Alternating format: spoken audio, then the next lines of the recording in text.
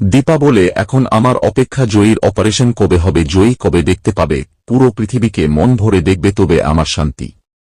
তবলা বলে, আমার বোন জিতবে আমি জানি। সৈমা বলে, ও শুধু তোমার বোন না, আমার মেয়েও।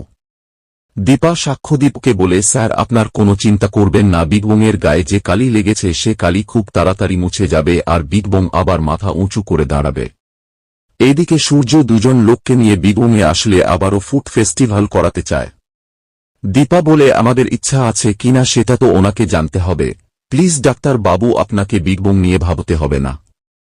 আমি জানি বিগবংয়ে অনেক বড় ক্ষতি হয়ে গেছে, কিন্তু আমি আর সাক্ষ্য স্যার মিলে সবটা ঠিক করে নিতে পারব। সূর্য বলে, প্লিজ আমাকে করতে দেন, আমার সামনে আমার স্ত্রী প্রমাণিত হবে, আমি সেটা মেনে নিতে পারব না। বিগবংকে আমি আবার আগের জায়গায় ফিরিয়ে আনব, আর জয়ী আবার চোখে দেখতে পাবে, তারপর আমি চলে যাব। তবলা বলে, ডাক্তার বাবুর কথার মধ্যে কোনো ভুল নেই, বরং যুক্তি আছে। অন্যদিকে সোনা বাড়িতে এসে চারুকে ব্যাগ গোছাতে দেখলে চারুকে জিজ্ঞেস করে, তুমি কেন ব্যাগ গোছাচ্ছ চারু? চারু বলে, আমাকে এখান থেকে চলে যেতে হবে। অলি চমকে উঠে বলে, চলে যেতে হবে মানে কি বলছো তুমি?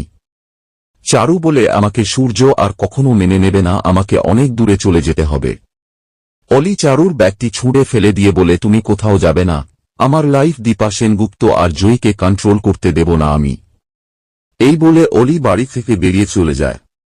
অন্যদিকে আরিয়ানরা গান করতে থাকলে সেখানে জয়ী এসে তাদের সাথে গান করতে লাগে। তো বন্ধুরা, এই ছিল অনুরাগের ছোঁয়ার আজকের পর্ব। পরবর্তী আপডেট পেতে চ্যানেলটি সাবস্ক্রাইব করে পাশে থাকুন।